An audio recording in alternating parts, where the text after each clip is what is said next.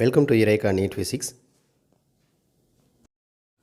இன்றைக்கி நம்ம டிஸ்கஸ் பண்ண போகிற டாபிக் லாஸ் ஆஃப் மோஷன்லேருந்து ஃப்ரிக்ஷன். நீட்டில் ஃப்ரிக்ஷன்லேருந்து என்னென்ன டைப்பில் கொஷின் கேட்பாங்க, அதுக்கு தேவையான கான்செப்ட் என்னங்கிறத இந்த வீடியோவில் நம்ம கிளியர் பண்ணிக்கலாம். ஃப்ரிக்ஷன் அப்படிங்கிறது எதனால் வருது? அது எப்பயுமே ஒரு காண்டாக்டில் இருக்கக்கூடிய ரெண்டு ஆப்ஜெக்ட் நடுவில் க்ரியேட் ஆகக்கூடியது. இது ஒரு ஃப்ளோர்னு வச்சுக்கலாம். ஒரு ஃப்ளோர் மேலே ஏதோ ஒரு பாக்ஸு இல்லை ஒரு பிளாக் இருக்குது அப்படின்னா இந்த ரெண்டோட சர்ஃபேஸ் வந்து ஸ்மூத்தாக இருந்துச்சுன்னா அந்த இடத்துல ஃப்ரிக்ஷன் இருக்க போகிறதில்ல. ஆனால் அந்த சர்ஃபேஸ் வந்து ஒரு மைக்ரோஸ்கோபிக் வியூவில் ரொம்ப என்லார்ஜ் பண்ணி பார்த்தோம் அப்படின்னா ப்ராக்டிக்கலாக எல்லாமே நான் யூனிஃபார்ம் சர்ஃபேஸாக தான் இருக்கும் ரெண்டு ஆப்ஜெக்ட்லையுமே. அப்போ இதுக்கு நடுவில் இருக்கக்கூடிய இந்த இர்ரெகுலாரிட்டிஸ்னால் அந்த ஃப்ரிக்ஷனல் ஃபோர்ஸ் வந்து டெவலப் ஆகுது. இது வந்து எப்பயுமே இருக்கக்கூடியது தான். சில நேரங்களில் நமக்கு ஃப்ரிக்ஷனல் ஃபோர்ஸ் வந்து ஒரு ஹெல்பிங் ஃபோர்ஸாக இருக்குது. எக்ஸாம்பிள் நம்ம நடக்கிறது ஓடுறதுக்கு எல்லாத்துக்குமே நமக்கும் ஃப்ளோருக்கும் நடுவில் வந்து ஒரு ஃப்ரிக்ஷன் இருந்தால் தான் அது பாசிபிள். ஆனால் ஃபிசிக்ஸில் மெஜாரிட்டி ஏரியாவில் இந்த ஃப்ரிக்ஷனல் ஃபோர்ஸுங்கிறது ஒரு லாஸ் மேக்கிங் ஃபோர்ஸு, ஒரு அப்போசிங் ஃபோர்ஸாக தான் இருக்குது. இந்த ஃபோர்ஸ் வந்து இந்த ரெண்டு காண்டாக்ட் இருக்கக்கூடிய சர்ஃபேஸுக்கு பேரலாக பிஹேவ் பண்ணும். சர்ஃபேஸ் எப்படி இருக்கோ அதுக்கு பேரலல் டைரெக்ஷனில் பிஹேவ் பண்ணும். ஃபோர்ஸ், எக்ஸ்டர்னல் ஃபோர்ஸ் ஆக்ட் பண்ணக்கூடிய இடத்துல இந்த ஆப்ஜெக்டை மூவ் பண்ணுறதுக்காக ஒரு ஃபோர்ஸ் அப்ளை பண்ணுறோன்னு வைங்க. அந்த எக்ஸ்டர்னல் ஃபோர்ஸ் என்ன டைரெக்ஷனில் ஆக்ட் பண்ணுதோ அதுக்கு ஆப்போசிட் டைரெக்ஷனில் இந்த ஃப்ரிக்ஷனல் ஃபோர்ஸ் இருக்கும். இந்த ஃபோர்ஸோட அளவில் அது இருக்காது. எப்பயுமே ஃப்ரிக்ஷனல் ஃபோர்ஸுங்கிறது ஒரு ஸ்மால் அமௌண்ட் இருக்கக்கூடிய ஒரு ஃபோர்ஸ் தான். ஓகே, இதில் என்னென்ன டைப் இருக்குது அப்படிங்கிறது பார்த்தலாம். ஃப்ரிக்ஷனல் ஃபோர்ஸில் நம்ம மேஜராக டிஸ்கஸ் பண்ண போகிறது ரெண்டு டைப்பு. ஒன்று வந்து ஸ்டாட்டிக் ஃப்ரிக்ஷன், இன்னொன்று வந்து கைனடிக் ஃப்ரிக்ஷன். இது போக fluid friction, internal friction, rolling friction, அந்த மாதிரி நிறைய டைப்ஸ் இருக்குது. நமக்கு நீட்டில் பெரும்பாலும் கேட்கக்கூடியது வந்து ஸ்டாட்டிக் அண்ட் கைனடிக். அந்த ரெண்டு தான் நம்ம டீட்டெயிலாக பார்க்க போகிறோம். ஸ்டாட்டிக் ஃப்ரிக்ஷன் பற்றி நமக்கு முக்கியமாக தெரிஞ்சுக்க வேண்டிய பாயிண்ட், இது வந்து ஒரு செல்ஃப் அட்ஜஸ்டிங் ஃபோர்ஸ்னு சொல்லுவோம். செல்ஃப் அட்ஜஸ்டிங் ஃபோர்ஸ் அப்படின்னா என்ன அப்படின்னா, ஒரு ஃப்ளோரில் ஒரு பிளாக் வச்சுருக்கோம். இப்போ நம்ம ஒரு 10 நியூட்டன் ஃபோர்ஸ் கொடுத்து இதை நான் தள்ளுறேன், சரிங்களா? அப்போ இது ரெஸ்ட்டில் இருக்குன்னு வச்சுக்குவோம். 10 நியூட்டன் ஃபோர்ஸ் கொடுக்கல, அதுக்கு பதிலாக வெயிட் இருக்க மாதிரி வச்சுக்கலாம். இதில் ஒரு மாஸ் இருக்குது. மாஸ் வந்து 1 kg. அப்போ வெயிட் என்ன இருக்கும்? டவுன்வர்டு வந்து ஒரு வெயிட் ஆக்ட் பண்ணும். வெயிட் வந்து m/g, mass into small g. Small g வந்து 10 m/s² எடுத்துட்டோம்னா 10 நியூட்டன் இருக்குமா? ஓகே, இந்த 10 நியூட்டன் இருக்குது அப்படின்னா இதுக்கு ஆப்போசிட் டைரெக்ஷனில் ஒரு நார்மல் பிஹேவ் பண்ணும். ஃபோர்ஸ் வந்து எப்பயுமே பேராக தான் எக்ஸிஸ்டாக இருக்கும் இல்லையா? நியூட்டன்ஸோட தேர்ட் லா சொல்கிறபடி எல்லா ஆக்ஷனுக்கும் ஒரு ரியாக்ஷன் இருக்குது. அதுக்கு ஒரு ஆப்போசிட் டைரெக்ஷனில் இங்கே வந்து ஒரு நார்மல் ஃபோர்ஸ். ஏன் நார்மல்னு சொல்கிறோம்? இது வந்து இந்த ஃப்ளோருக்கு 90 டிகிரியாக இருக்கும். இந்த காண்டாக்டிங் சர்ஃபேஸ் எப்படி இருக்கோ அதுக்கு 90 டிகிரியில் இருக்கும். 90 டிகிரியில் இருக்கக்கூடிய லைனை வந்து நம்ம மேத்ஸில் நார்மல் லைன்னு சொல்கிறோம். அதனால் இந்த ஃபோர்ஸ் வந்து நார்மல் ஃபோர்ஸ் எண்ணில் டினோட் பண்ணுறோம். இந்த சர்ஃபேஸ் இந்த மாதிரி இருக்குது, இல்லை இன்க்ளைனில் ஒரு சர்ஃபேஸ் இருக்குது, அதில் ஒரு பிளாக் இருக்குது. வெயிட் எப்பயுமே டுவர்ட்ஸ் இந்த மாதிரி தான் ஆக்ட் பண்ணும். இப்போ நான் இதுக்கு ஆப்போசிட்டாக அப்படியே நார்மல் வரையக்கூடாது. நார்மல்ங்கிறது இந்த ஃப்ளோருக்கு நார்மல். அப்போ நான் இங்கேருந்து தான் பார்க்கணும், இதிலேருந்து இப்படி ஆக்ட் பண்ணும் நார்மல் லைனு. அப்போ சர்ஃபேஸ் டு சர்ஃபேஸ் அது வந்து மாறும். நார்மலுங்கிறது பெர்பெண்டிகுலர் லைன். இந்த மாதிரி நார்மல் இருக்குன்னு வச்சுக்கோங்க. இப்போ இந்த ஃப்ரிக்ஷனல் ஃபோர்ஸ் இருக்கு இல்லையா, இதோட வெயிட்னால, இந்த வெயிட் இருக்கும் போதே இந்த வெயிட்டை வந்து அது பிடிச்சி வச்சுருக்கோம். இந்த வெயிட்டை நம்ம வந்து ஈஸியாக மூவ் பண்ணிட முடியாது. ஒரு ஃப்ரிக்ஷன்லெஸ் ஸ்மூத்தான சர்ஃபேஸில் உள்ள மாதிரி இந்த நான் ஸ்மூத்தர் சர்ஃபேஸில் வந்து நம்ம மூவ் பண்ணிட முடியாது. அதுக்கு நம்ம ஒரு எக்ஸ்டர்னலாக தேவையான ஃபோர்ஸ் கொடுக்கணும். ஃப்ரிக்ஷனல் ஃபோர்ஸுக்கு அகைன்ஸ்டாக நம்ம ஒரு ஒர்க் பண்ணணும். அப்படின்னா தான் இதை மூவ் பண்ண முடியும். அப்போ அந்த frictional force, static frictional force small எஃப்ல போகிறேன். ஸ்மால் ஃபோர்ஸ் ஃப்ரிக்ஷனுங்கிறது, அதனால் ஸ்மால் எஃப்எஸ் வந்து எதுக்கு ப்ரொபோஷனலாக இருக்குன்னா இந்த நார்மலுக்கு ப்ரொபோஷனலாக இருக்குது. இந்த நார்மலுங்கிறது எதனால் வந்திருக்கு? இந்த வெயிட்னால தான் வந்திருக்கு. இந்த இடத்துல இந்த கொடுத்துருக்கூடிய கேஸுக்கு வெயிட்டுக்கு ஈக்குவலாக நார்மல் இருக்கும். அப்போ தான் இந்த ஆப்ஜெக்ட் ரெஸ்ட்டில் இருக்கிற அர்த்தம் இல்லையா? ரெண்டு ஃபோர்ஸ் தான் இந்த பாடி மேலே ஆக்ட் பண்ணுது. ஒரு ஃபோர்ஸ் வந்து டவுன்வர்டு இருக்கக்கூடிய வெயிட்டு, இன்னொன்று வந்து அப்வர்டு இருக்கக்கூடிய நார்மல். இந்த ஆப்ஜெக்ட் வந்து கீழே தரையை உடச்சிட்டு கீழேயும் போகாது. ஏன் அப்படின்னா, ஏன்னா அதை நார்மல் வந்து பேலன்ஸ் பண்ணிக்கிட்டு இருக்குது. நார்மல்னால மேலேயும் பறந்து போகாது, ஏன்னா கீழே வெயிட்டு பேலன்ஸ் பண்ணிகிட்டு இருக்குது. அப்போ இந்த ரெண்டு ஃபோர்ஸும் ஈக்குவல் அண்ட் ஆப்போசிட்டில் இருக்கிறனால தான் இந்த ஆப்ஜெக்ட் இதே இடத்துல ரெஸ்ட்டில் இருக்கிற அர்த்தம். சரியா? இப்போ ரெண்டு ஃபோர்ஸ் ஒன்று காம்பன்சேட் பண்ணிடுச்சுன்னா இந்த வெயிட்டுக்கு ஈக்குவலாக அந்த நார்மல் இருக்கும். இந்த கேஸில் இந்த நார்மலுங்கிறது 10 நியூட்டன் தான். ஒருவேளை இது வெயிட்டு கூடிருச்சு, இதோட மாஸ் வந்து 1 kg பதிலாக 2 kg போட்டோன்னா 20 நியூட்டன் இருக்கும். அப்போ அந்த மாசிவான ஆப்ஜெக்டை தள்ளுறது இதை விட இன்னும் கொஞ்சம் சிரமமாக இருக்குமா? அப்போ என்ன அப்படின்னா ஃப்ரிக்ஷனல் ஃபோர்ஸ் அதை விட இன்னும் அதிகமாக இருக்குது. அப்போ இது 30 நியூட்டன் ஆயிடுச்சு, மாஸ் இன்னும் கூடிருச்சு. அப்போ நம்ம வெளியிருந்து சப்ளை பண்ண வேண்டிய ஃபோர்ஸ் இன்னும் அதிகமாக தேவைப்படும். அப்போ என்னென்னா அந்த ஃப்ரிக்ஷனல் ஃபோர்ஸும் டெவலப் ஆகிட்டே இருக்குது. அதனால தான் நம்ம எஃப் வந்து டைரக்ட்லி ப்ரொபோஷனல் டு என்னன்னு கொடுத்துருக்கோம். நார்மல் இன்க்ரீஸ் ஆக ஃப்ரிக்ஷனல் ஃபோர்ஸும் இன்க்ரீஸ் ஆகுது. இப்போ ஃபிசிக்ஸில் நம்ம எப்பயுமே என்ன செய்வோம், இந்த ப்ரொபோஷனாலிட்டி எடுக்கணும்னா we need to include a constant வந்து மியூ எஸ்ன்னு போட்டுக்கிறேன். மியூ எஸ்ங்கிறது இங்கே என்னென்னா coefficient of friction constant value. இது எதுக்கு கான்ஸ்டன்ட் அப்படின்னா இந்த சர்ஃபேஸை பொறுத்து கான்ஸ்டன்ட், இந்த ரெண்டு காண்டாக்டிங் பாடிஸோட காண்டாக்டில் இருக்கக்கூடிய சர்ஃபேஸை பொறுத்து இது எப்பயுமே கான்ஸ்டன்ட். ஒவ்வொரு கேஸுக்கும் வேறு நம்ம இந்த உடன் பிளாக் பதிலாக வேறு ஏதாவது ரஃப்பான இன்னொரு அயன் பிளாக் எடுக்கிறோம், ஒரு கிளாஸ் பிளாக் எடுக்கிறோம் அப்படின்னா அதுக்கு மாறிக்கிட்டே போகும் மியூஎஸோட வேல்யூ. ஆனால் இந்த பேருக்கு அந்த காண்டாக்டிங் சர்ஃபேஸ் காண்டாக்டில் இருக்கக்கூடிய ஏரியாவுக்கு இது கான்ஸ்டன்ட். ஒவ்வொரு கேஸுக்கும் அது கான்ஸ்டண்ட்டாக இருக்கும். இந்த மியூஎஸுக்கு என்ன யூனிட் இருக்கும், மியூஎஸ்க்கு ரீஅரேஞ்ச் பண்ணிங்கன்னா எஃப்எஸ் பை என்னன்னு வருமா. எஃப்ங்கிறதும் ஒரு ஃபோர்ஸு, நார்மல்ங்கிறது ஒரு ஃபோர்ஸு. இது வந்து யூனிட்லெஸ் குவான்டிட்டி. சரிங்களா, மியூஎஸ்க்கு யூனிட் கிடையாது. ஓகே, இந்த மியூஎஸ்ஸை வச்சுக்கிட்டு தான் நம்ம எஃப்எஸ் ஃபிக்ஸ் பண்ணுறோம். இது ஏன் செல்ஃப் அட்ஜஸ்டிங் ஃபோர்ஸ் அப்படின்னு நம்ம சொல்கிறோம் அப்படின்னா, இந்த எஃப்எஸ் என்ன செய்யும், நம்ம வெளியே இருந்து ஃபோர்ஸே கொடுக்காத வரையும், இதை மூவ் பண்ணுறதுக்கு ஃபோர்ஸே கொடுக்காத வரையும் ஜீரோவாக இருக்கும். திரும்ப நான் ஒரு 1 நியூட்டன் ஃபோர்ஸ் கொடுக்குறேன் அப்படின்னா இது 1 நியூட்டனாக இன்க்ரீஸ் ஆகும். எது, ஃப்ரிக்ஷனல் ஃபோர்ஸ், ஆப்போசிட் டைரக்ஷனில் பிஹேவ் பண்ணக்கூடிய ஃப்ரிக்ஷனல் ஃபோர்ஸ் இன்க்ரீஸ் ஆகும். அப்போ நானும் 1 நியூட்டன் ஃபோர்ஸ் கொடுத்துருக்கேன், ஆப்போசிட் டைரக்ஷனில் 1 நியூட்டன் ஃபோர்ஸ் இருக்குது. அதுக்கு அப்போ ஆப்ஜெக்ட் நகராது. திரும்ப நான் 2 நியூட்டன் ஃபோர்ஸ் கொடுக்குறேன், இதுவும் என்னவாகும், 2 நியூட்டனாக இன்க்ரீஸ் ஆகும். 3 நியூட்டன் கொடுக்குறேன், 3 நியூட்டனாக இன்க்ரீஸ் ஆகும். இந்த மாதிரி இன்க்ரீஸ் ஆகிட்டே இருக்கும். எப்போ வரையும் அப்படின்னா இதுக்கு ஒரு லிமிட் இருக்கும். இந்த 2 காண்டாக்டிங் சர்ஃபேஸ்க்கு அது ஒரு 5 நியூட்டன் தான் மேக்ஸிமம் போக முடியும் அப்படின்னு நம்ம வச்சுக்கலாம். அப்போ என்ன பண்ணுவேன், 4 நியூட்டன் கொடுக்கும்போது அது 4ஆக இன்க்ரீஸ் ஆகும், 5 நியூட்டன் கொடுக்கும்போது 5ஆக இன்க்ரீஸ் ஆகும், 6 நியூட்டன் கொடுக்கும்போது தான் இந்த ஆப்ஜெக்ட் வந்து மூவ் ஆகும். ஏன்னா இந்த இடத்துல 5 நியூட்டன் வரையும் ஃப்ரிக்ஷனல் ஃபோர்ஸ் இருக்குது.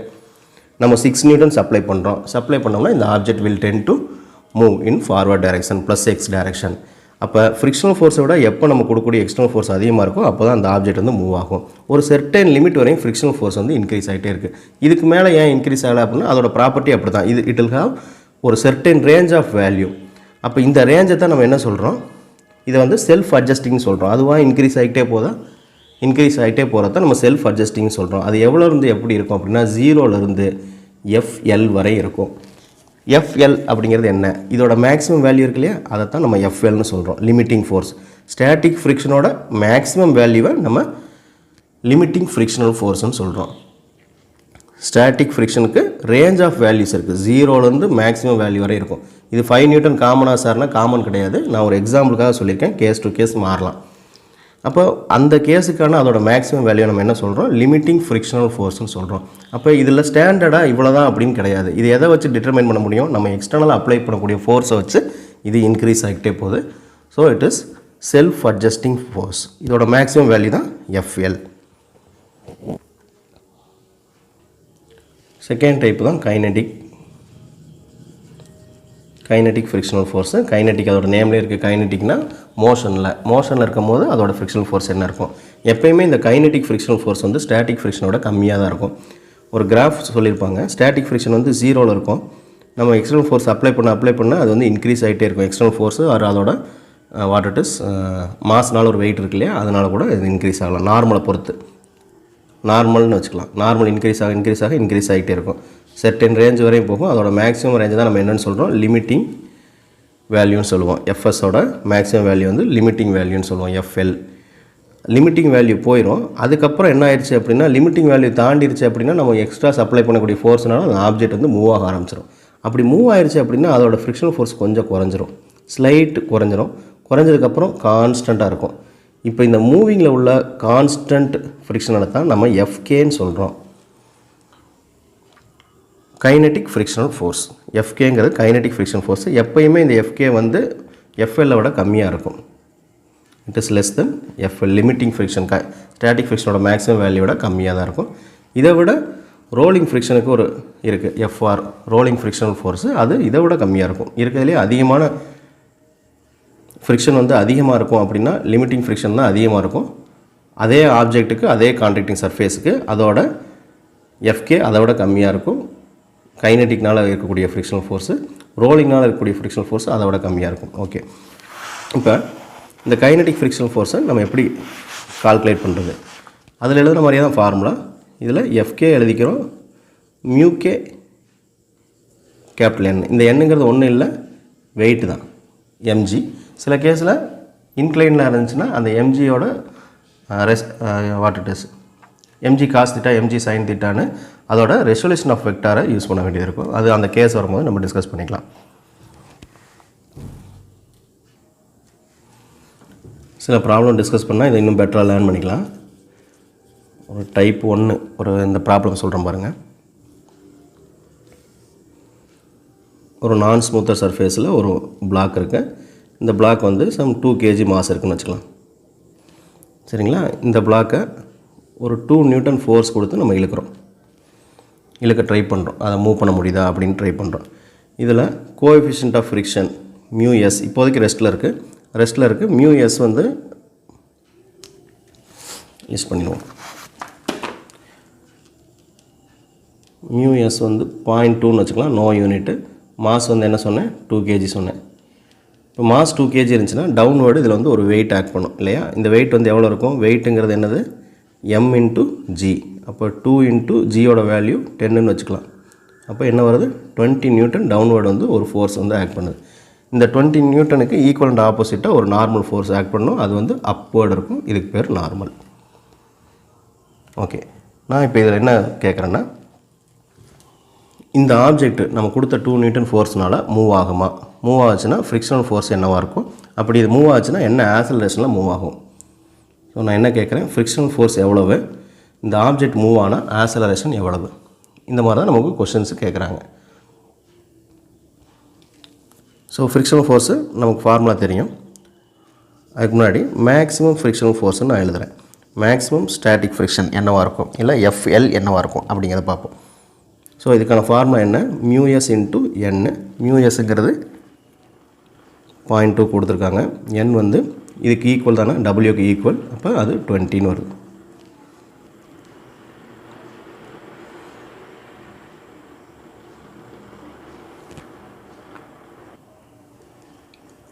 Four Newton. இந்த 4 நியூட்டன் பாருங்கள்.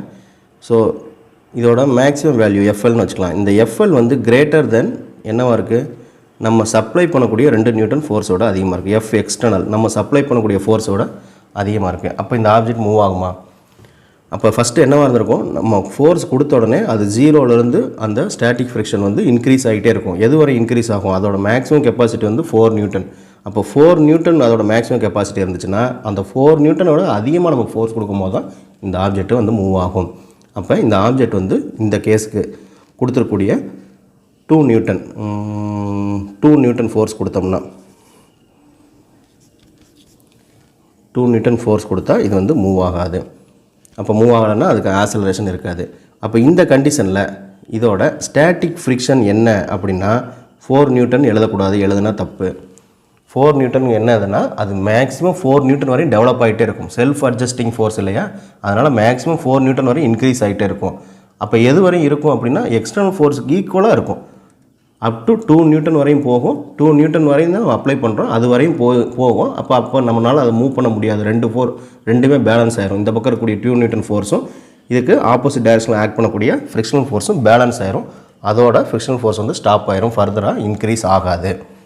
இது வந்து மேக்ஸிமம் வேல்யூ நம்ம தியரிட்டிக்கலாக கால்குலேட் பண்ணிக்கிறோம். ப்ராக்டிக்கலாக அது 2 நியூட்டன் வரை இந்த ஃபோர்ஸுக்கு போயிருக்கும். ஓகே, இதையே நம்ம அடுத்து ஃபர்தராக என்ன பண்ணிக்கலாம், இப்போ நான் 4 நியூட்டன் சப்ளை பண்ணுறேன். 4 நியூட்டன் சப்ளை பண்ணால் என்ன ஆகும், திரும்ப இங்கே 4 நியூட்டன் கொடுக்குறேன்னா இது 0லேருந்து 1 நியூட்டன், 2 நியூட்டன், 3 நியூட்டன், 4 நியூட்டனாக இன்க்ரீஸ் ஆகிரும். 4 நியூட்டன் வரையும் போகும். அப்போ என்ன ஆயிடுது, இந்த எஃப்எல்லோட வேல்யூ ஈக்குவல் டு நம்ம கொடுத்த எஃப் எக்ஸ்டர்னல் ஃபோர்ஸ் ஒன்று கொடுக்குறோம் இல்லையா, வெளியேருந்து கொடுக்குறோம், இந்த எக்ஸ்டர்னல் ஃபோர்ஸுக்கு ஈக்குவல் ஆகிடுது. இப்போயும் ஆப்ஜெக்ட் மூவ் ஆகாது. ஆப்ஜெக்ட் மூவ் ஆகலைன்னா அதில் வந்து ஸ்டாட்டிக் ஃப்ரிக்ஷன் இருக்கும், ஆப்ஜெக்ட் மூவ் ஆகாது, ஆக்சலரேஷன் இருக்காது. அப்போ இந்த ஸ்டாட்டிக் ஃப்ரிக்ஷன் எப்படி இருக்கும், எஃப்எல் எவ்வளோ இருக்கும் அப்படின்னா இந்த கேஸுக்கு நம்ம எவ்வளோ சப்ளை பண்ணோம், 4 நியூட்டனுக்கு ஈக்குவலாக இருக்கும். இங்கே 2 நியூட்டன் தான், இங்கே 4 நியூட்டன். ஏன் 2 நியூட்டன் 4 நியூட்டன் ஆச்சு அப்படின்னா செல்ஃப் அட்ஜஸ்டிங் ஃபோர்ஸு நான் 2 நியூட்டன் கொடுக்குறப்போ 2 நியூட்டன் வரையும் போச்சு. இப்போ 4 நியூட்டன் கொடுக்குறேன், 4 நியூட்டன் வரையும் அது போகுது. இதுலேயே நான் இன்னும் கொஞ்சம் மாற்றிக்கும், 6 நியூட்டன்ஸ் அப்ளை பண்ணுறேன். இப்போ 6 நியூட்டன்ஸ் அப்ளை பண்ணால் என்ன ஆகும்? இப்போ இந்த எஃப்எல் வேல்யூ இருக்கு இல்லையா, எஃப்எல் வேல்யூ வந்து எப்படி இருக்குது? It is lesser then F external. அப்படின்னா எது டாமினேட்டிங் ஃபோர்ஸு? ஃப்ரிக்ஷனல் ஃபோர்ஸ் கம்மியாக இருக்குது எக்ஸ்டர்னல் ஃபோர்ஸோட. எக்ஸ்டர்னல் ஃபோர்ஸ் அதிகமாக இருக்குது, ஃப்ரிக்ஷனல் ஃபோர்ஸ் கம்மியாக இருக்குது. ஏன்னா ஃப்ரிக்ஷனல் ஃபோர்ஸோட மேக்ஸிமம் வேல்யூ எவ்வளோ? 4 நியூட்டன் தான். அப்போ இந்த பக்கம் ஒரு 4 நியூட்டன் ஒரு ஸ்மால் ஃபோர்ஸு, இந்த பக்கம் 6 நியூட்டன் ஒரு greater force. So object will ten to move in forward direction. இப்போ தான் ஆப்ஜெக்ட் மூவ் ஆகுது. தேர்ட் கேஸில் தான் ஆப்ஜெக்டே மூவ் ஆகுது. எப்போ? அப்போ அதோட ஃப்ரிக்ஷனல் வேல்யூ, ஸ்டாட்டிக் ஃப்ரிக்ஷனோட மேக்ஸிமம் வேல்யூவோட அதிகமான எக்ஸ்டர்னல் ஃபோர்ஸ் கொடுக்கும் போது தான் ஆப்ஜெக்ட் மூவ் ஆகும். இப்போ அந்த ஆப்ஜெக்ட் மூவ் ஆகுது அப்படின்னா அந்த ஆப்ஜெக்ட்டுக்கு என்ன ஆக்சலரேஷன் இருக்கும்? ஸோ இந்த ஆப்ஜெக்ட் மேலே என்னென்ன ஃபோர்ஸ் ஆக்ட் பண்ணுது? இந்த பக்கம் 6 நியூட்டன் ஆக்ட் பண்ணுது, இந்த இடத்துல 4 நியூட்டன் ஒரு ஃபோர்ஸ் இருக்குது. இந்த வாட் இட் இஸ் ஹரிசாண்டல் டைரக்ஷனில் தான் ஆப்ஜெக்ட் மூவ் ஆகுது. இப்போ இங்கே இந்த வெயிட்டு நார்மல் இதெல்லாமே நம்ம விட்டலாம். இப்போ இதை வச்சுக்கிட்டு நெட் ஃபோர்ஸ் என்ன? எஃப் நெட்டு ரப் பண்ணி சேர்ந்துக்கலாம்.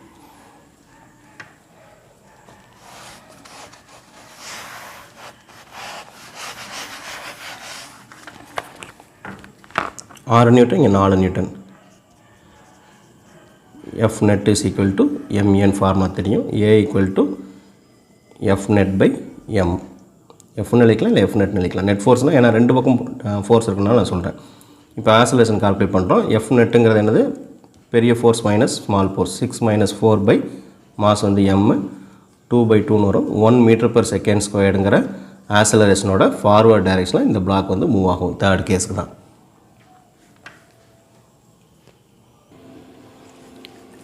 டைப் 2 லாஸ்ட் ப்ராப்ளம் பார்த்த அதே கேஸை கொஞ்சம் காம்ப்ளிகேட் பண்ணிக்கலாம். புல்லிங் டைப்பு, புஷ்ஷிங் டைப்புன்னு 2 இருக்குது. இது வந்து புல் பண்ணுறது, இழுக்கிற மாதிரியான டைப்பு. அதே மாதிரி ஃப்ளோரு அதே டேட்டா எடுத்துக்கிறேன் நான். இதோட மாஸ் வந்து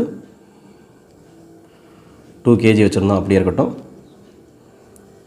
μs வச்சுருந்தோம், இது மூவ் ஆகிறது, அதனால் நான் μk போட்டுக்கிறேன். Coefficient of kinetic friction. ஆனால் வேல்யூ வந்து நான் அதே ஃபிக்ஸ் பண்ணிக்கிறேன். அது அந்த வேல்யூ இருக்குது, அது கம்மியாக தான் இருக்கும். அது 0.2 இருந்துச்சுன்னா 0.1 அந்த மாதிரி இருக்கும். இந்த கேஸுக்கு சிமிலராக இருக்கட்டும், கம்பேர் பண்ணுறதுக்காக நான் 0.2ன்னு எடுத்துக்கிறேன். ஓகே, அதே மாதிரி நம்ம என்னென்ன கால்குலேட் பண்ணணும் அப்படின்னா, மூவ் ஆகுது அப்படின்னா எஃப்கே கைனெட்டிக் ஃப்ரிக்ஷன் ஃபோர்ஸ் என்ன, மூவ் ஆச்சுன்னா ஆக்சலரேஷன் என்ன, இது ரெண்டையும் கால்குலேட் பண்ணணும். இப்போ நம்ம இதுக்கு என்ன கொடுக்குறோம் அப்படின்னா, ஒரு 6 நியூட்டன் தேர்ட் கேஸில் பார்த்தோம் இல்லையா, 6 நியூட்டன் கொடுத்தோம் இல்லையா, அந்த 6 நியூட்டன் கொடுக்குறேன். ஆனால் இன்க்ளைண்டாக கொடுக்குறேன், ஹரிசாண்டலாக கொடுக்கல. இந்த இடத்துல 6 நியூட்டன் ஒரு எக்ஸ்டர்னல் ஃபோர்ஸ் கொடுக்குறோம். அது எப்படி கொடுக்குறோம் அப்படின்னா, ஹரிசாண்டலேருந்து 30 டிகிரி ஆங்கிளில் கொடுக்குறோன்னு வச்சுக்கோங்க. இந்த மாதிரி கொடுத்து இழுக்கிறோம், புல்லிங் டைப்பு. இந்த மாதிரி இழுத்தோம்னா இது மூவ் ஆகுமா, மூவ் ஆகுனா அதோட கைனெட்டிக் ஃப்ரிக்ஷன் எவ்வளோ இருக்கும், அதோட ஆக்சலரேஷன் என்ன இருக்கும். ஓகே, ஃபஸ்ட்டு இதில் என்னென்ன ஃபோர்ஸ் எல்லாம் இருக்குது அப்படிங்கிறத நம்ம ஃபிக்ஸ் பண்ணணும். இதோட மாஸ்னால் டவுன்வேர்டு ஒரு வெயிட் ஆக்ட் பண்ணும். இந்த வெயிட் எதுக்கு ஈக்குவலாக இருக்கும், அதோட எம்ஜிக்கு ஈக்குவலாக இருக்கும். ஓகே, அது போக நமக்கு தெரியும் பெர்பெண்டிகுலராக மேலே ஒரு நார்மல் பிஹேவ் பண்ணும். சரிங்களா, இந்த 2 ஃபோர்ஸ் இருக்குது. இப்போ இந்த ஃபோர்ஸ் வந்து இதை ரிசால்வ் பண்ணி ஆகணும். இது நமக்கு ஹரிசாண்டலாகவும் இல்லை வெர்டிக்கலாகவும் இல்லை, பர்டிகுலர் ஆங்கிளில் இருக்குது. அப்போ இதை ஹரிசாண்டல் அண்ட் வெர்டிக்கல் காம்போனண்ட்டாக நம்ம ரிசால்வ் பண்ணணும். அப்போ ரிசால்வ் பண்ணால் இந்த ஃபோர்ஸோட ஹரிசாண்டல் காம்போனண்ட்டு இப்படியும் வெர்டிக்கல் காம்போனண்ட் இப்படியும் பிஹேவ் பண்ணுமா. அப்போ இந்த ஹரிசாண்டல் காம்போனண்ட் நம்ம என்ன சொல்லுவோம், இது ஒரு ஃபோர்ஸாக இருக்குது அப்படின்னா எஃப் காஸ் தீட்டா, இதை எஃப் சைன் தீட்டான்னு சொல்லுவோம். எஃப் காஸ் தீட்டாங்கிறது இங்கே எவ்வளவு, 6 தான் இதோட ஃபோர்ஸு. அப்போ 6 காஸ் தீட்டாங்கிறது இதோட வேல்யூ. இது வந்து 6 சைன் தீட்டா. அப்போ இந்த நடுவில் உள்ள ஃபோர்ஸ் தான் இப்போ என்ன ஆயிடுச்சு, அதோட 2 காம்போனண்ட்டாக பிரிஞ்சிருச்சு. காஸ் தீட்டாவை காஸ் 30 டிகிரின்னு எழுதிக்கிறேன், சைன் 30 டிகிரின்னு எழுதிக்கிறேன். சரிங்களா, நடுவில் இருந்த ஒரு ஃபோர்ஸை 2 ஃபோர்ஸை ரிசால்வ் பண்ணிட்டோம். ஏன்னா அது ஹரிசாண்டலாகவும் இல்லை வெர்டிக்கலாகவும் இல்லை, பர்டிகுலர் ஆங்கிள் இருக்குது. அப்போ அதை ரிசால்வ் பண்ணி ஹரிசாண்டல் காம்போனண்ட் வெர்டிக்கல் காம்போனண்ட்டாக பிரிச்சுக்கிட்டால் நமக்கு ப்ராப்ளம் பண்ணால் ரொம்பவே ஈஸியாக இருக்கும். சரி, இப்போ நம்ம என்ன கால்குலேட் பண்ணணும் அப்படின்னா, நமக்கு ஃபார்முலா தெரியும், F K equal to mu K into N. Normal என்னங்கிறது தெரியாது. நார்மலாக டைரெக்டாக எம்ஜின்னு போட்ட முடியாது, ஏன்னா இங்கே அடிஷ்னலாக வெளியே இருந்து ஃபோர்ஸ் இருக்குது. ஃபோர்ஸ் இருந்துச்சு அப்படின்னா நார்மலோட வேல்யூ வந்து மாறும். ஏற்கனவே சொன்ன மாதிரி இந்த பிளாக் வந்து இப்போ கீழேயும் மேலேயும் மூவ் ஆகலை, ஹரிசாண்டலாக தான் மூவ் ஆக போகுது இல்லைங்களா. அப்போ கீழேயும் மேலேயும் மூவ் ஆகலை, இதில் ஹைட் வைஸில் ஒரு டிரான்ஸ்மிஷன் இல்லை அப்படின்னா அதுக்கு என்ன காரணம், மேலே இருக்கக்கூடிய அப்வேர்டு ஃபோர்ஸு கீழே இருக்கக்கூடிய டவுன்வேர்டு ஃபோர்ஸ்னால ஈக்குவலாக இருக்குது அப்படின்னு அர்த்தம் இல்லையா. அப்படி ஈக்குவலாக இல்லை அப்படின்னா என்ன இருக்கும், ஒன்று மேலே பறக்கணும் இல்லை கீழே தரை உடச்சிட்டு போகணும். இந்த ரெண்டுமே நடக்கலை அப்படின்னா இந்த ஒய் டைரெக்ஷனில் இருக்கக்கூடிய ஃபோர்ஸஸ் வந்து காம்பன்சேட் ஆயிடுச்சு, பேலன்ஸ் ஆயிடுச்சு அப்படின்னு அர்த்தம். அப்போ ஒய் டைரெக்ஷனில் அப்வேர்டு என்ன ஃபோர்ஸ் இருக்குது, ஒரு நார்மல் இருக்குது ப்ளஸ் 6 sin 30 டிகிரி அப்படி ஒரு ஃபோர்ஸ் இருக்குது ரிசால்வ் பண்ணது. அது ஈக்குவல் டு எதுக்காக இருந்திருக்கணும், இந்த எம்ஜிக்கு ஈக்குவலாக இருந்திருக்கணும், வெயிட்டுக்கு ஈக்குவலாக இருந்திருக்கணும். இருந்தால் தான் அது காம்பன்சேட் ஆகிருக்கும். அப்புறம் ஆப்ஜெக்ட்டு ஹரிசாண்டலாக மட்டும் மூவ் ஆகும். ஸோ இதிலிருந்து நம்ம எண்ணுக்கு ரீஅரேஞ்ச் பண்ணிக்கலாம்.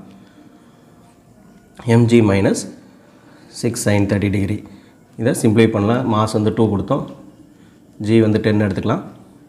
மைனஸ் 6 இன்ட்டு sin 30 வந்து 1/2.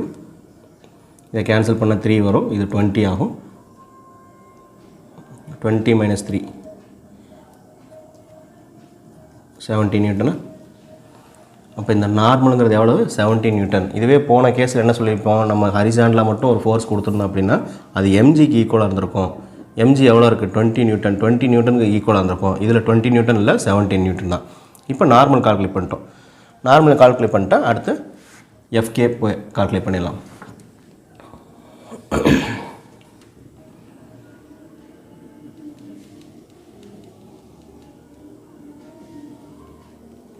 மியூ ஓகே 0.2 சொன்னோம், நார்மல் வந்து 17 சொன்னோம். ஸோ இது வந்து 3.4 வருமா. கைனெட்டிக் ஃப்ரிக்ஷனல் ஃபோர்ஸுங்கிறது 3.4 நியூட்டன். இப்போ இது 3.4 நியூட்டன் இருக்குது அப்படின்னா திரும்ப நம்ம ஆசலேஷன் கால்குலேட் பண்ணலாம். ஆசலேஷன் கால்குலேட் பண்ண என்ன செய்கிறேன், இந்த பிளாக் இருந்திருக்கு. அப்போ ஆசலேஷனுங்கிறது ஆப்ஜெக்ட் இந்த டைரெக்ஷனில் தான் மூவ் ஆகுது, ப்ளஸ் எக்ஸில் மட்டும் என்ன ஃபோர்ஸ் இருக்குன்னு பார்க்கணும். இதில் என்ன ஃபோர்ஸ் இருக்குது அப்படின்னா இந்த பக்கம் 6 cos 30 ஒரு ஃபோர்ஸ் இருக்குது.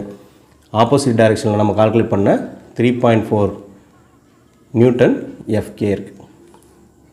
லாஸ்ட் ப்ராப்ளம் பண்ண மாதிரி acceleration equal to F net divided by mass. F நெட்டுங்கிறது 6 cos 30. 6 cos 30 எவ்வளோ வரும், 6 இன்ட்டு cos 30 √3/2 இல்லைங்களா, √3/2. இதை கட் பண்ணால் சரி தனியாக செஞ்சிருமா. 6 இன்ட்டு √3/2 வரும், இதை கட் பண்ணால் 3 வரும், 3√3 வரும். 3√3 3 இன்ட்டு 1.732 மல்டிப்ளை பண்ணால் 5.2 வரும். 6 cos 30 சிம்ப்ளை பண்ணால் 5.2 வரும்.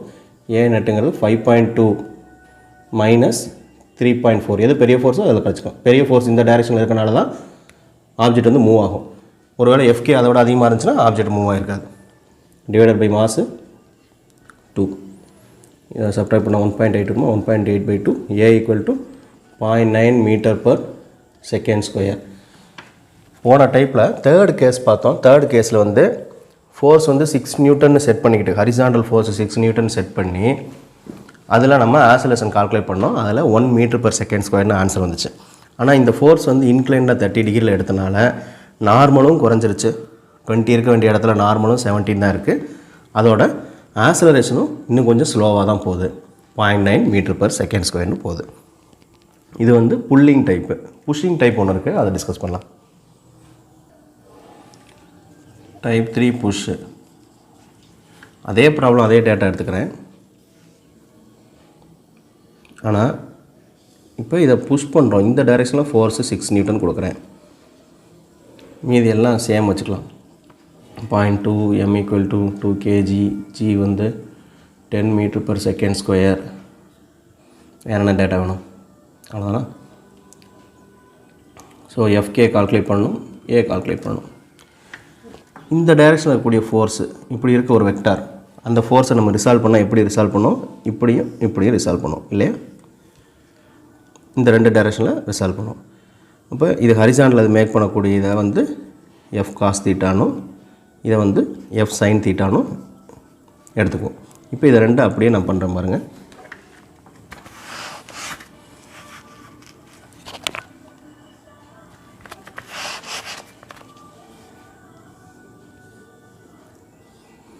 இந்த டைரெக்ஷனில் இந்த 6 cos 6nங்கிற ஃபோர்ஸ் வந்து என்ன ஆகும், அதோட ஹரிசாண்டல் காம்போனண்ட்டு இந்த டைரெக்ஷனில் 6 cos theta ஆகும். அதோட வெர்டிக்கல் வந்து இந்த டைரெக்ஷனில் 6 sin theta ஆகும் இல்லையா. இந்த டைரெக்ஷன் ஒரு ஃபோர்ஸ் இருக்குது. இதை ரிசால்வ் பண்ணால் எப்படி தான் ரிசால்வ் பண்ணுவோம், இந்த மாதிரி ரிசால்வ் பண்ணிப்போம். இது காஸ் காம்போனண்ட்டு, இது வந்து சைன் காம்போனண்ட். இது போக இதோட மாஸில் இங்கே என்ன இருக்குது, டவுன்வேர்டு வெயிட்டு mg இருக்குது. அப்வேர்டில் வந்து என்ன இருக்கும், நார்மல் இருக்கும். இதெல்லாம் எதுக்கு எழுதுகிறோம் அப்படின்னா எஃப்கே கால்குலேட் பண்ணால் மியூகே இன்ட்டு என்ன இருக்குது, அப்போ நார்மல் என்னங்கிறது தெரியணும். சரி, நம்ம ஏற்கனவே சொன்ன மாதிரி வெர்டிக்கல் டைரெக்ஷனில் ஆட் பண்ணக்கூடிய எல்லா ஃபோர்ஸும் காம்பன்சேட் ஆகிருந்தால் தான் வெர்டிக்கலில் ஒரு மோஷனே இருக்காது. இந்த ஆப்ஜெக்ட்டு எய்தர் மூவ் ஆகும் இல்லை மூவ் ஆகாமல் போகும். மூவ் ஆச்சுன்னா ஹரிசாண்டலில் மட்டும்தான் மூவ் ஆக போகுது. அப்போ இது வந்து பேலன்ஸ் ஆகிருக்கு. அப்போ நார்மல் எதுக்கு ஈக்குவலாக இருக்குது, இந்த ரெண்டு ஃபோர்ஸ் டவுன்வர்ட் இருக்கக்கூடிய ரெண்டு ஃபோர்ஸ் என்ன இருக்குது, 6 sin theta ப்ளஸ் mg. போன ப்ராப்ளமில் பார்த்தீங்கன்னா normal plus 6 sin theta equal to mgஆர் இருக்கும். இது வந்து எப்படி வந்திருக்குன்னா mg மைனஸ் 6 sin thetaன்னு வந்திருக்கும் போன ப்ராப்ளத்தில். ஏன் அப்படின்னா அது வந்து ஒரு புல்லிங் டைப்பு, இந்த டைரெக்ஷன் எடுத்துருப்போம். வெக்டார் இந்த டைரெக்ஷன் எடுத்திருப்போம். இப்போ நம்ம கொடுக்கக்கூடிய ஃபோர்ஸ் வெக்டார் வந்து இந்த டைரெக்ஷன் எடுத்திருக்கோம். அதுக்கு தகுந்த மாதிரி அதோட காம்போனன்ட் மாறுது. ரெண்டையும் ஒரு ஸ்க்ரீன்ஷாட் எடுத்து கம்பேர் பண்ணி பாருங்கள், உங்களுக்கு புரியும். ஸோ 6 into 1/2 மைனஸ் வெயிட் எவ்வளோ 20 வருமா, ஏன் மைனஸ் ப்ளஸ், இது வந்து 3, இது 23 நியூட்டன் வரும். ஸோ 23 நியூட்டனுங்கிறது நார்மல் வேல்யூ. இப்போ நம்ம எஃப்கே கால்குலேட் பண்ணலாம். மியூகே இன்ட்டு என், மியூகே நம்ம 0.2 எழுதியிருக்கோம், இன்ட்டு என் வந்து 23. சிம்பிளை பண்ணால் 4.6 நியூட்டன் வரும். இதுதான் கைனடிக் ஃப்ரிக்ஷனல் ஃபோர்ஸ். இதை வச்சுட்டு நம்ம என்ன பண்ணலாம், ஆசலேஷன். இப்போ பிளாக் இப்படி இருக்குன்னு வச்சுக்கோங்க, ஹரிசாண்டல் டைரெக்ஷன் உள்ளது மட்டும் பார்க்கணும். பிளாக் இப்படி இருக்குது, இந்த டைரெக்ஷனில் 6 cos theta இருக்குது. 6 cos 30 டிகிரி போன ப்ராப்ளத்தில் பண்ணோம். 5.2ன்னு வந்துச்சு. காசோட வேல்யூ √3/2 போட்டு சிம்பிளை பண்ணிங்கன்னா 5.2 நியூட்டன் வரும். இந்த டைரெக்ஷனில் என்ன இருக்குது, 4.6 நியூட்டன் ஒரு ஃப்ரிக்ஷனல் ஃபோர்ஸ் இருக்குது. அப்போ A equal to F net by M, 5.2 minus 4.6/2, இது வந்து 0.6 0.6/2னா 0.3 m/s² அப்படிங்கிற ஆக்சலரேஷனில் ப்ளஸ் x டைரெக்ஷனில் ஆப்ஜெக்ட் மூவ் ஆகும். இப்போ நம்ம பார்த்த இந்த 3 டைப்புள்ள இருந்தால் நமக்கு திரும்ப திரும்ப ப்ராப்ளம்ஸ் கேட்டுக்கிட்டு இருக்காங்க. இது போக நம்ம தெரிஞ்சுக்க வேண்டியது ஆங்கிள் ஆஃப் ரிப்போஸ். இதில் கொஸ்டின் கேட்கலாம் அப்படிங்கிறனால இதை நம்ம டிஸ்கஸ் பண்ணிக்கலாம். ஆங்கிள் ஆஃப் ரிப்போஸ் அப்படிங்கிறது என்னென்னா, ஒரு வெஜ் டைப்பில் ஒரு இன்க்ளைன் பிளேன் எடுத்துக்கலாம். இந்த பிளேனில் ஒரு பிளாக் இருக்குன்னு வச்சுக்கோங்க. ஒரு பர்டிகுலர் ஆங்கிள் வரையும் இந்த பிளேன் வந்து ஒரு பர்டிகுலர் ஸ்லைடிங் ஆங்கிள் இருக்க வரையும் இந்த பிளாக் வந்து தன்னால் ஸ்லிப் ஆகாது, சறுக்கிட்டு வந்து கீழே விழுகாது. ஒரு ஆங்கிள் ஒரு செர்டைன் ரேஞ்சுக்கு மேலே ஏற்றினதுக்கப்புறம் கண்டிப்பாக அது ஸ்லிப் ஆக ஆரம்பிக்கும் இல்லையா. அந்த ஆங்கிள் எந்த ஆங்கிள் அது ஸ்டார்ட் டு ஸ்லிப், அதுதான் ஆங்கிள் ஆஃப் ரிப்போஸ். இல்லை எந்த ஆங்கிள் வரையும் அது ஸ்லிப் ஆகாமல் இருக்கும், ஜஸ்ட் அதோட கொஞ்சம் கூட ஸ்லிப் ஆக ஆரம்பிச்சிடும். அந்த ஆங்கிளை தான் நம்ம ஆல்ஃபான்னு சொல்கிறோம். சில இடத்துல தீட்டா சொல்லியிருப்பாங்க, தீட்டாவை ஆல்ஃபா, புக்கில் தீட்டா தான் தீட்டாவை எடுத்துக்கோங்க, ஆங்கிள் ஆஃப் ரிப்போஸ். ஓகே, இது ஃபஸ்ட்டு நம்ம இதுக்கு என்னென்னலாம் இதில் ஃபோர்ஸ் காம்போனன்ட்ஸ் இருக்குது அப்படிங்கிற பார்க்கணும். இதோட மாஸ்னால் டவுன்வேர்டு கண்டிப்பாக என்ன இருக்கும், ஒரு எம்ஜி வந்து எப்போயுமே பெர்பெண்டிகுலர் டவுன் தான் ஆக்ட் பண்ணும், டுவர்ட்ஸ் டவுன் தான். நார்மல் இருக்கும், நார்மல் வந்து எம்ஜிக்கு ஆப்போசிட்டாக போட்டக்கூடாது. நார்மல் அப்படி இருக்காது. நார்மலுங்க எதுக்கு நார்மல், பெர்பெண்டிகுலர்னு அர்த்தம். நார்மல்னா பெர்பெண்டிகுலர், எதுக்கு பெர்பெண்டிகுலர், ஃப்ளோருக்கு பெர்பெண்டிகுலர். ஸோ இதுக்கும் ஃப்ளோருக்கும் உள்ள ஆங்கிள் பார்த்திங்கன்னா அது 90 டிகிரி இருக்கணும், அந்த டைரெக்ஷனில் நார்மல் ஆக்ட் பண்ணும். ஓகே, இப்போ இந்த எம்ஜியை வந்து நான் வந்து அதோட காம்போனண்ட்டாக ரிசால்வ் பண்ணுறேன் சரிங்களா. இதோட ஹரிசாண்டல் காம்போனண்ட் எப்படி இருக்கும், இந்த டைரெக்ஷனில் எடுத்தோம்னா இது தீட்டான்னு எடுத்தோம்னா இது வந்து எம்ஜி காஸ் தீட்டா இப்படி இருக்கும். இந்த டைரெக்ஷன் வந்து எம்ஜி சைன் தீட்டா இருக்கும். இது தீட்டா இருந்துச்சுன்னா இதுவும் தீட்டா இருக்கும். நினச்சி பாருங்கள், ஃபஸ்ட்டு இப்படி ஃப்ளோர் இருக்குது, அப்போ இங்கே எந்த ஆங்கிளும் இல்லை. நம்ம ரைஸ் பண்ண ஃப்ளோர் இப்படி ரைஸ் ஆக இந்த டைரெக்ஷனில் தான் ஆங்கிள் ரைஸ் ஆகிட்டே இருக்குது, காசில் தான் ஆங்கிள் ரைஸ் ஆகிட்டே இருக்குது. இந்த தீட்டா என்ன ரேட்டில் ரைஸ் ஆகுதோ அதே தேட்டில் இன்னும் கொஞ்சம் அதிகமாக்கிட்டோம் அப்படின்னா இந்த ஆங்கிளும் இன்னும் கொஞ்சம் அதிகமாகிட்டே இருக்கும். இந்த ரெண்டுமே ஈக்குவல் தீட்டா. இப்போ இந்த எம்ஜி தான் என்ன ஆயிடுச்சு, ரெண்டு ஃபோர்ஸ் காம்போனண்ட்டாக பிரிஞ்சிருச்சு. ஒன்று எம்ஜி காஸ் தீட்டா, இன்னொன்று எம்ஜி சைன் தீட்டா. இப்போ இந்த இருக்கக்கூடிய ஃபோர்ஸில் வச்சுக்கிட்டு நம்ம ஆங்கிள் ஆஃப் ரிப்போஸ் என்ன இருக்குன்னு பார்த்தலாம். இப்போ என்ன கண்டிஷனில் இது விழுக ஆரம்பிக்கும், சறுக்கிட்டு வர ஆரம்பிக்கும், ஸ்லிப்பாக ஆரம்பிக்கும் அப்படின்னா ஒரு பர்டிகுலர் ஆங்கிள் வரையும் அப்படியே இருக்கும். அதோட ஃப்ரிக்ஷனல் ஃபோர்ஸு இதை பிடிச்சி வச்சுருக்கும். இன்னும் கூட்ட என்ன ஆகும், இதோட வெயிட்னால mg sin θோட weight component towards down act பண்ணுது. இந்த வெயிட் காம்பனண்ட்னால இது சறுக்க ஆரம்பிக்கும். அப்போ இந்த வெயிட் எப்போ அதோட ஃப்ரிக்ஷனல் ஃபோர்ஸை விட அதிகமாகுதோ அப்போ இது சறுக்க ஆரம்பிச்சிடும். அப்போ நான் என்ன சொல்கிறேன், இதோட வெயிட்டுங்கக்கூடிய mg sin θ எதுக்கு ஈக்குவலாக இருக்கணும், அதோட கைனெட்டிக் ஃப்ரிக்ஷனுக்கு ஈக்குவலாக இருக்கணும். கைனெட்டிக் ஃப்ரிக்ஷனுக்கு ஈக்குவலாக இருந்துச்சுன்னா இது அப்படியே இருக்கும், ஸ்டேஷ்னரியாக இருக்கும். கைனெட்டிக் ஃப்ரிக்ஷனை விட கொஞ்சம் அதிகமாகும் போது இது சறுக்கி வர ஆரம்பிக்கும். கைனெட்டிக் ஃப்ரிக்ஷன் ஆர் அது ரெஸ்ட்டில் இருக்கும் போது ஸ்டாட்டிக் ஃப்ரிக்ஷன், ஸ்டாட்டிக்னு வச்சுக்கலாம். ஸோ mg sin θ வந்து μsn. இந்த ஸ்டாட்டிக் ஃப்ரிக்ஷனுக்கு ஈக்குவலாக இருக்க வரையும் ரெண்டுமே பேலன்ஸ்டாக இருக்கும். கொஞ்சம் அதிகமாகிடுச்சுன்னா எப்போ ஜஸ்ட் கிரேட்டர் தானே இருக்குதோ அப்போ விழுக ஆரம்பிக்குது. அப்போ mg sin θ வச்சுக்கிட்டு இது μs நார்மல் வந்து எதுக்கு ஈக்குவலாக இருக்குது, ரெண்டே ஃபோர்ஸ் தான், அப்போர்ட் இருக்கக்கூடியது நார்மல், டவுன்வர்ட் இருக்கக்கூடிய mg cos θ. அப்போ mg cos θ நார்மலுக்கு ஈக்குவலாக இருக்கும். mg cos θ ஆர்எல்ஸ் μsக்கு ரீஅரேஞ்ச் பண்ணால் எப்படி வரும், mg sin θ by mg cos θன்னு வரும். mg கட் ஆயிடுச்சுன்னா tan θன்னு வரும். θ equal to tan inverse of μs. இந்த θ equal to tan inverse of μsங்கிறத என்னது, angle of repose or angle of ஸ்லிப்பிங்னு சொல்லிக்கலாம். கேட்டாங்கன்னா இந்த ஆங்கிள் மட்டும் வச்சு நம்ம கால்குலேட் பண்ணிக்கலாம். ஓகே, இதுதான் ஃப்ரிக்ஷன் பற்றி எல்லாமே டிஸ்கஸ் பண்ணுறோம். நீட்டுக்கு தேவையான எல்லாமே ரீசெண்ட் இயர்ஸில் கேட்கக்கூடிய கொஸ்டினை எடுத்து சால்வ் பண்ணிங்கன்னா இதை இன்னும் நீங்கள் பெட்டராக அண்டர்ஸ்டாண்ட் பண்ணிக்குவீங்க. அடுத்த வீடியோவில் இன்னொரு டாபிக் டிஸ்கஸ் பண்ணலாம். தேங்க்யூ ஃபார் வாட்சிங்.